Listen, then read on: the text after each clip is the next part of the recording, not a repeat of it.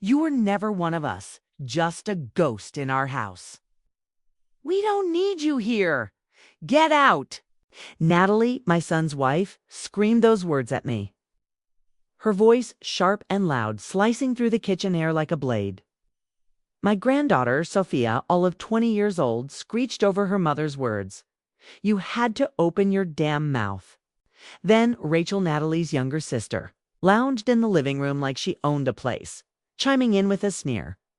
Well, say something, Helen. You proud of yourself? I stood there clutching one of my son James's t-shirts, my heart slamming against my ribs as they lined up against me like a firing squad rehearsed to perfection. A month earlier. The house on Elm Street was a silent trap. I woke every day at 6, not because anyone needed me, but because that's what I'd done for 30 years. I'd make coffee, fold the towels Natalie left in the dryer overnight, and wipe down the counters before anyone stirred. No one asked me to, and no one thanked me. That was the rhythm of the house on Elm Street. My room was the guest room, tucked near the laundry machines, with no window, just a vent that hummed oddly at night. My belongings were in plastic bins.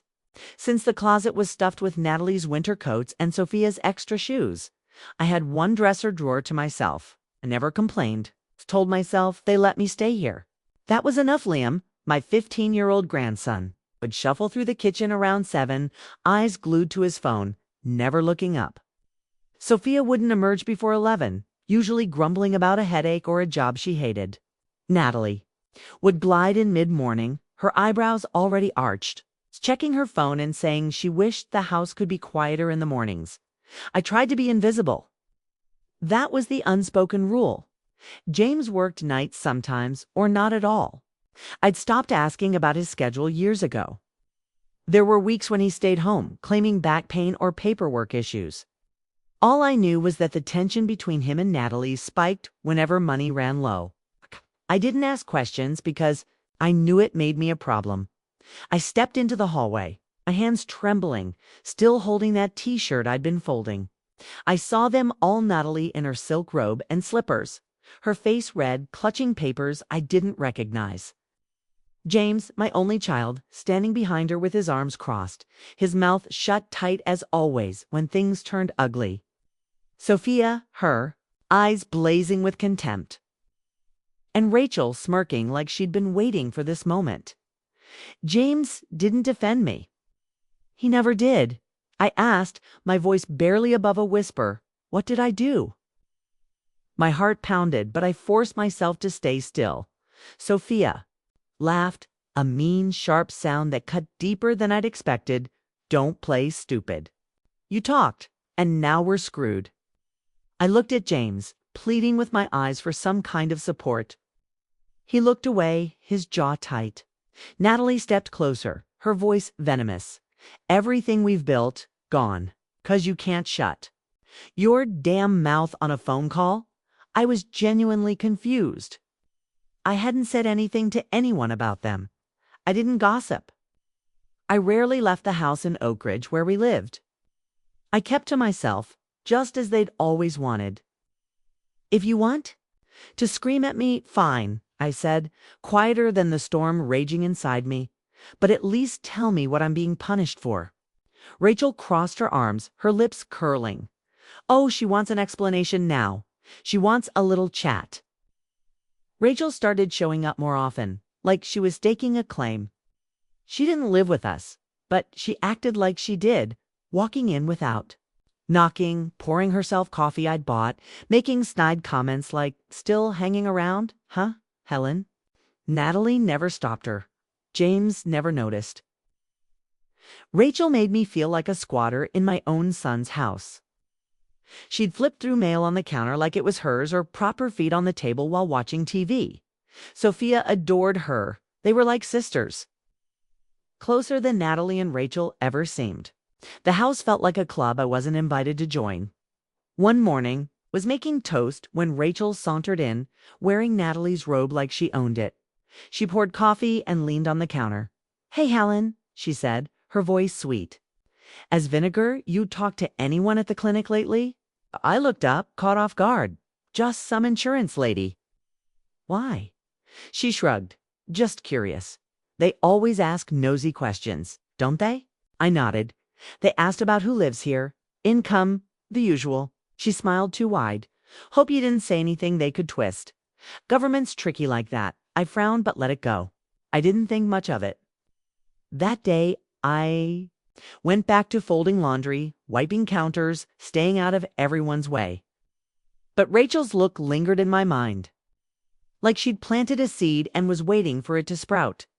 Natalie shoved the papers in my face, so close I could smell the ink. Do you even realize what you said about James's jobs to people who report that stuff? My stomach dropped like a stone. I remembered a phone call from a week ago, a routine check-in with the doctor's office in Pinot View.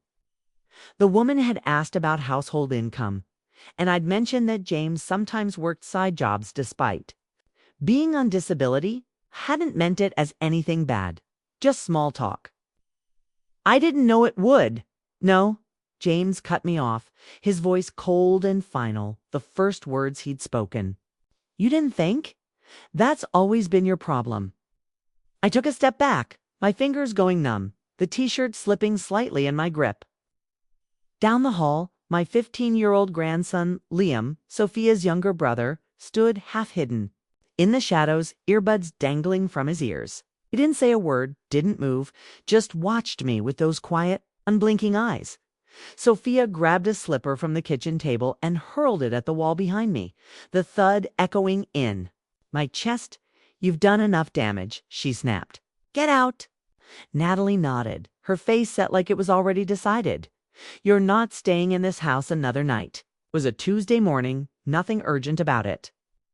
I was in the kitchen folding napkins when my cell ranga routine clinic follow-up from Pinot View Health Center. I'd gone in for blood pressure and a refill. Nothing serious.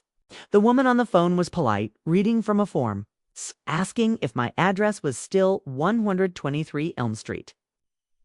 Who else lived here, and if anyone in the household contributed financially. I answered honestly, without thinking. My son James owns the house, I said. It's on disability, but he does little cash jobs here and there to help cover things. It was the truth. I didn't say it to hurt him. I didn't think it was a secret. Everyone did small jobs to get by, didn't they? The woman didn't react much, just said, and moved to the next question. The call lasted maybe 12 minutes. I hung up and went back to wiping the counter. I didn't notice Rachel at the kitchen island until she spoke. They ask a lot of weird questions, don't they? I looked over. She was sipping her coffee, smirking like she'd been waiting for me to notice her. I didn't see you there, I said. Didn't need to be seen, she replied, then added, hope you didn't say anything too spicy? I frowned. Just the usual. Who lives here? What we all do. Nothing strange. She raised her eyebrows. You know, the government doesn't play when it comes to income, right? Then she slid off the stool and walked away, still grinning. I walked slowly to my room, my legs heavy like moving through water. No one stopped me.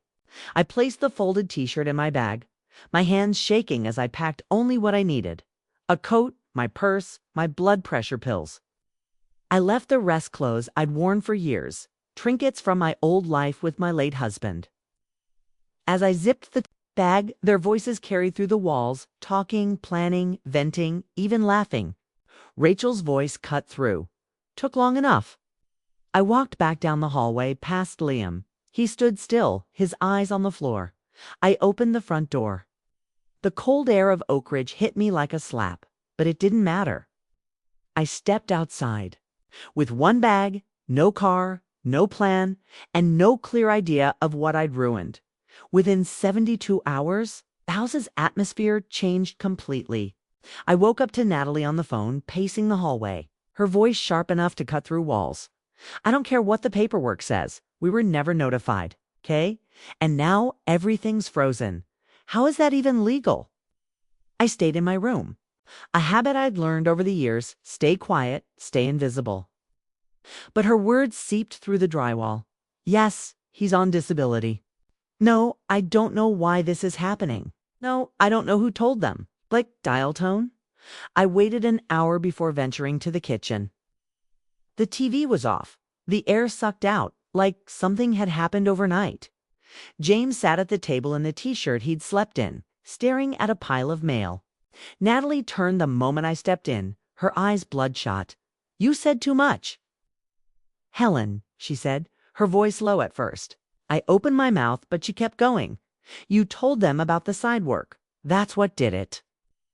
They flagged it. Now everything's paused. James's check, our benefits, the rent coverage, all of it." James didn't look at me. "I didn't know," I said softly. "It wasn't meant to hurt anyone." "You think intentions matter when the money's gone?" Natalie snapped. "You told a system that doesn't care. Now they're digging." I looked at James, desperate. "Say something," I whispered. He exhaled through his nose, eyes still down. "You should have known better." That was all he gave me. Rachel came over earlier than usual, strolling into the kitchen without knocking. "So, I hear our house snitch caused a government scare," she said loudly. Sophia, at the counter with a bowl of cereal, laughed without looking up from her phone. "She's a liability, Mom. Like, honestly, why is she even here?" Natalie muttered something I couldn't catch, then added, "She's lucky we even gave her a room." I waited a few minutes, then walked out, pretending nothing was wrong. No one looked up. I passed them to get water, feeling their eyes avoid me deliberately, like I was a ghost. Rachel sipped coffee and tilted her head. "Maybe you're just getting forgetful, Helen. Old brains do that. Can't always tell what's private and what's not." Sophia giggled. "Should get her a baby. Monitor. See what else she blurts out." My hands shook as I poured the water, but I stayed silent. This wasn't just anger or confusion. It was a setup, a punishment. They weren't just mad. They were preparing to exile me, and not even James planned to stop it. 4 days after the envelope, I knew the damage was permanent. I kept hoping someone would calm down, maybe see I hadn't meant harm, but it only got worse. The house became a stage, and I was the prop they performed around. I overheard Rachel on speakerphone saying, "Helen's losing it, and she's becoming a problem," followed by a fake whisper, like she wanted me to hear, "and she's not even paying rent." That night, Natalie and Rachel announced a girls' night at the house, something they hadn't done in months. I stayed in my room, hoping they'd keep it quiet. I was wrong. The music wasn't loud, but the laughter was the fake, cutting kind meant to pierce walls. I heard glasses clinking, high heels tapping on the floor, and my name, Helen, tossed around like a punchline. Sophia yelled, "Wait, wait, let me do the impression." She used a squeaky voice. "Well, the government asked me, so I told them. Everything about my hardworking son." They roared with laughter. Rachel added, "Don't forget the part where she says, 'I didn't know I wasn't supposed to.'" More cackling. Natalie screamed, "Oh my God, that's too real." I sat on my bed, frozen, staring at the door like it might burst open. It felt like high school bullying, but I was an old woman, and this was my family. My hands clenched so tight I left fingernail dents in my palms. Then came the worst, Sophia giggling. "Should we just make it easy and push her out? I mean, how long are we going to pretend she's not a parasite?" Rachel jumped in. "I say we make her leave on her own. That way no one has to feel bad. Plant the seeds. Let her do the packing." Natalie sealed it with a cold laugh. "Oh, honey, the seeds are already planted." I didn't cry or storm out. I sat in silence, listening to their laughter, feeling myself shrink, dissolving into nothing in the house I'd once helped pay for when James was 20, broke, and begging for help. They didn't just want me gone. They wanted me broken enough to leave myself the next morning. No one mentioned the party. They smiled over coffee. Sophia wore sunglasses at breakfast. Rachel scrolled her phone when I came out for tea. It was all a performance. I realized this wasn't about the call. It was just an excuse. It wanted me gone for a long time, waiting for a moment to make it my fault. The night I left wasn't dramatic, no screams, no broken plates, no one begging me to stay. It was worse, quiet, planned, intentional, like they'd all agreed I didn't belong and were waiting for me to accept it. Natalie made chicken, and no one offered me a plate. Sophia walked past me like I was furniture. Rachel sat at the dining table, sipping wine, laughing at a meme, her legs on my usual chair. I wasn't spoken to or acknowledged. The message was clear. You're not welcome here. I ate 2 crackers and half a banana in my room. Lights off, TV on mute for background noise that wasn't them. Around 10, I stepped out to put my mug in the sink. James sat on the couch, arms crossed, staring at the TV like it owed him something. "James," I said. He didn't turn. "James, can we talk for a second?" Nothing. Natalie walked out from the laundry room, saw me, and said, "Still here?" No sarcasm, just cold acknowledgement that my existence annoyed her. Rachel chuckled. Sophia came downstairs in her slippers, saw me, and grimaced. "Don't hover," she muttered. That was the moment, not the worst thing said that week, but the final straw. They weren't hiding it anymore. I turned, walked to my room, and closed the door without a sound. I packed slowly. I didn't own much. A few clothes, my photo album, my pills, a small envelope of emergency cash hidden in a sock. I folded everything, neatly checked the drawers twice, and left the spare key on the desk. I didn't leave a note. They didn't deserve one. I zipped my bag, my hands steady despite the cold, deep loss washing over me, too heavy for tears.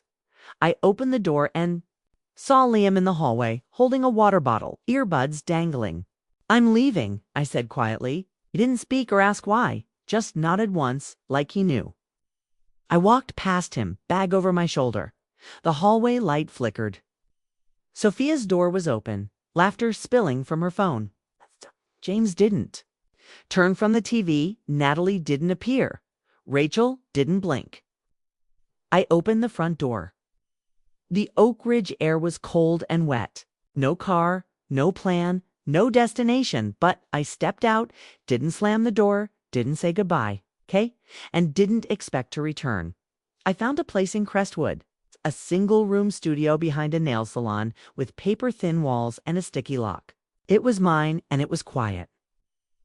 I paid the first month in cash, gave no name, and the landlord didn't ask questions.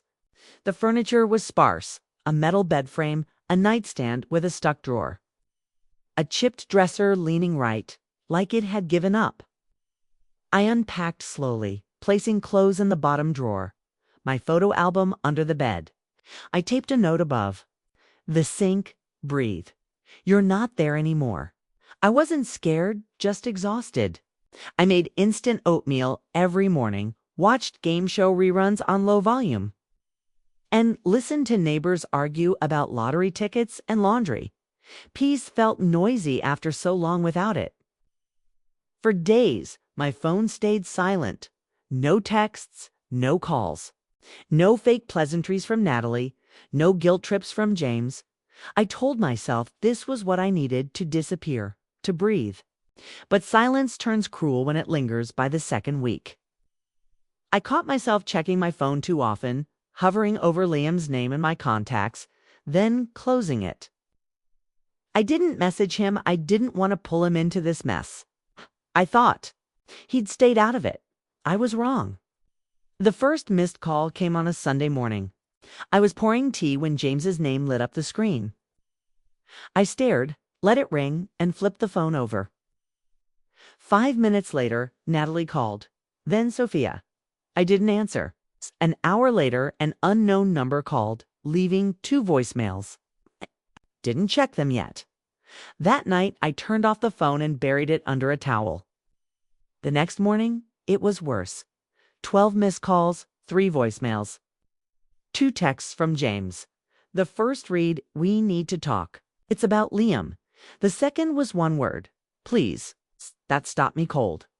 I sat on the bed, phone in my lap, heart thumping. They weren't calling to apologize. They needed something from me. After everything, I forced myself to listen. 1 voicemail. Sophia's voice, usually sharp, was shaky, raw. "Grandma, please. He's missing. Liam's gone. We can't find him. Just call back if you hear anything. 'Kay?" My body locked up. I replayed it 3 times. Missing. Gone. My mind raced every dark alley, every street he might be wandering. I hadn't reached out to him since I left. Hadn't checked on him. I turned the phone off again, not out of spite, but because I couldn't breathe. In a month, they hadn't cared if I was alive. Now they flooded my phone, and one thought gripped me. Liam, the quiet one, the watcher who never yelled if he was gone. Something had pushed him. I had a terrible feeling I knew what. I didn't sleep that night, lay on the creaky mattress, phone face down, staring at a ceiling water stain shaped like a crooked heart. Every sound, footsteps, a car. Horn, a dumpster slamming made me jolt, my chest tight with thoughts of Liam. By morning, I couldn't stand it. I turned on the phone and notifications poured in. 19 missed calls. 3 more voicemails. Texts repeating, "He's missing. He left a note. We don't know where he is. Please call us." I didn't trust them, but I couldn't ignore it. I called Liam's school, Crestwood High. The secretary transferred me to Ms. Carter, a counselor who remembered me from a parent-teacher night years ago. She paused when I asked about Liam, then said carefully, "He's been having a tough time at home lately. He told me he wished he could live with you." I froze. "Did something happen?" I asked. She lowered her voice. "Last week he fought with his sister. He said she called him weak for defending you, then kicked him out of her room, telling him to go live with his precious grandma if he loved her so much." Her words hit like a punch, heat rising in my neck.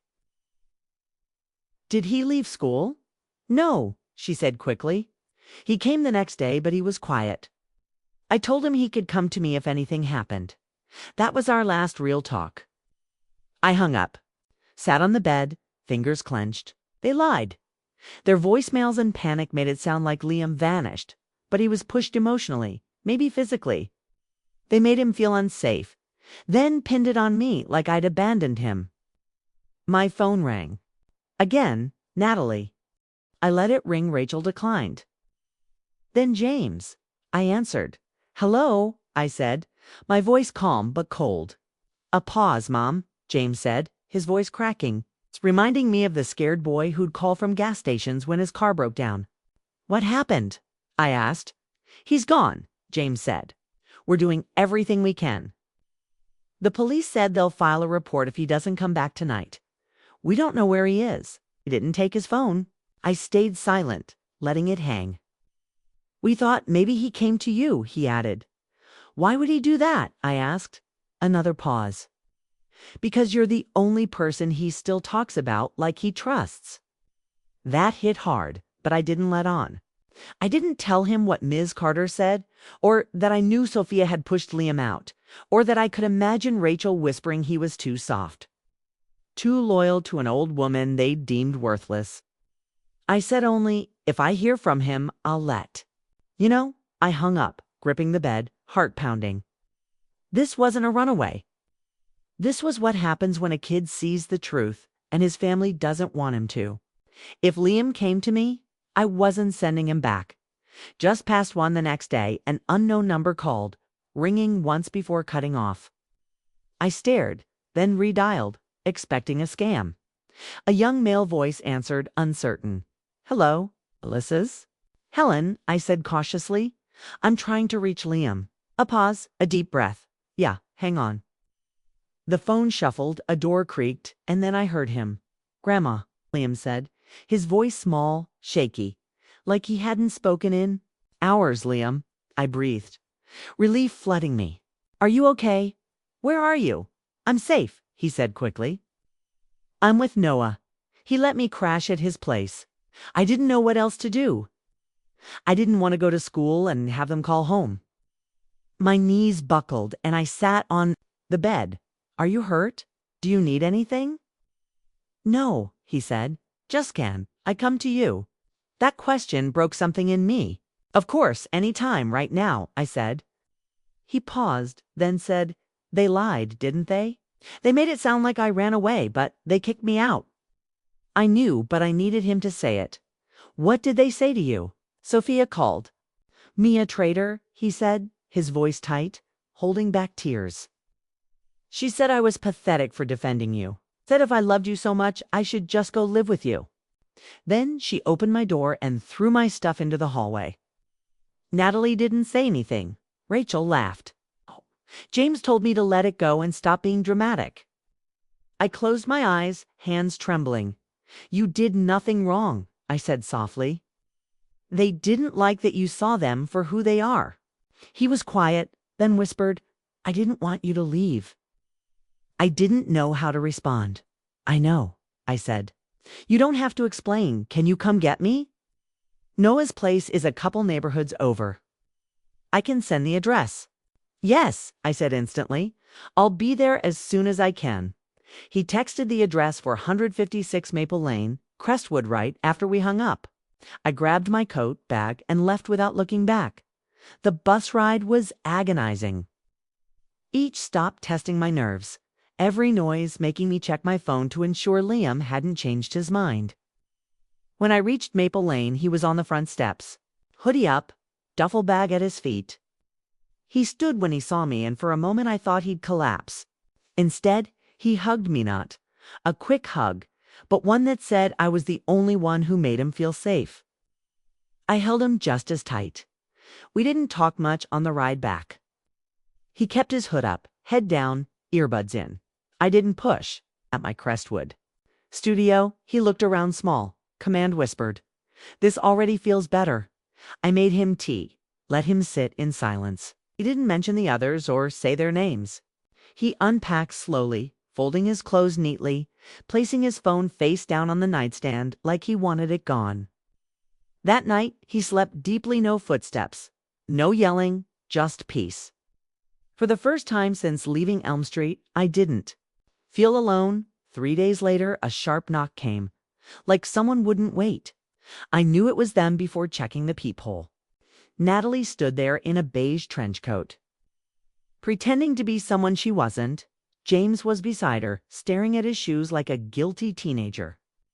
I let them knock twice more before cracking the door, stepping halfway out. We just want to talk," Natalie said, eyes darting past me, checking for Liam.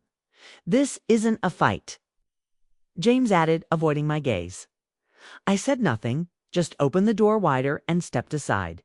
They walked in like they owned my studio, heading straight for the small kitchen table like it was a boardroom. Natalie crossed her legs, smiling without warmth. "We're here because we're worried," she began. "About Liam. About how all this looks." I raised an eyebrow. "How it looks to who?" She hesitated.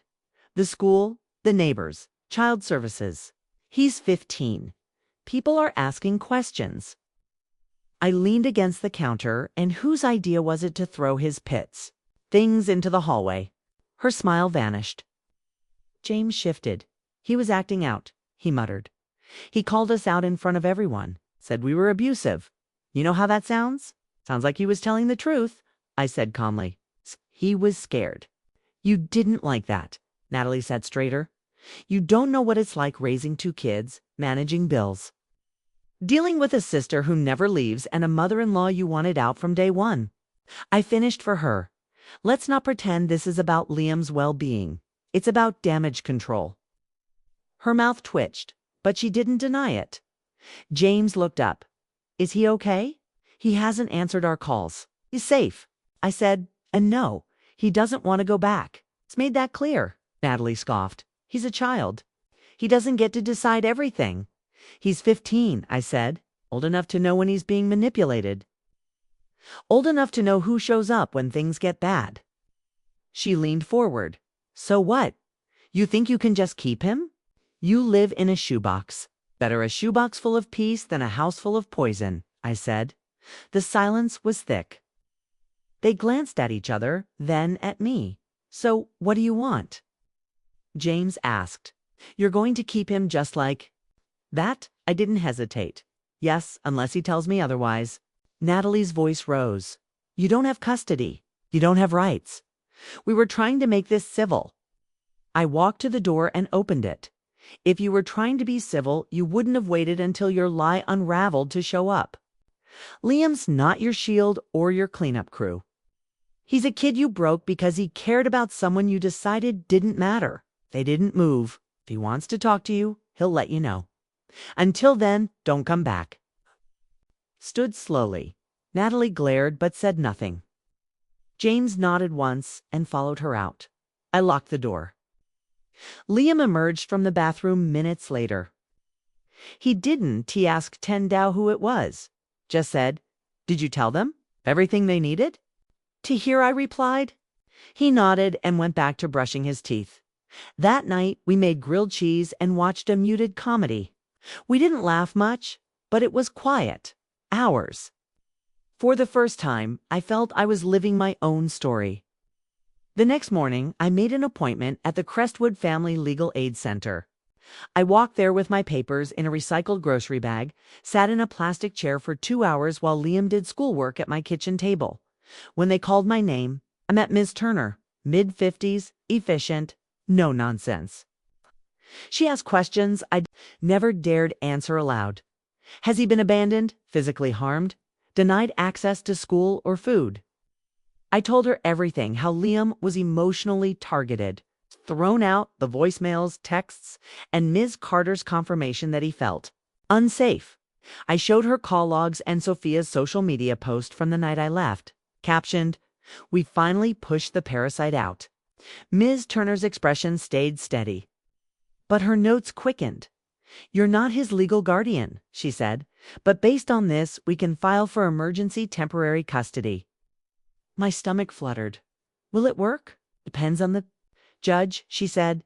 "But this," she tapped the messages, "puts you on solid ground." I left with paperwork and a straighter back. At home, Liam sat where I'd left him, headphones on, toast nearby. He looked up, smiled just enough. I told him what I'd done.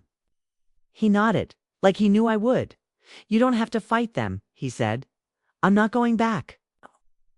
"Not fighting for them," I said. "I'm doing this so no one can take you from where you're safe." The next week dragged. I waited for the hearing date, cleaned obsessively, cooked too much. Liam slept better, joked more, didn't flinch at loud noises. One night he showed me an art class drawing, pencil on paper, small apartment with light through a window, 2 chairs at a table. It was my studio. Didn't cry but kept it under my pillow for days. The hearing wasn't dramatic, no speeches. No gavel, just a judge, 2 lawyers, and evidence. James didn't show. Natalie did but barely spoke.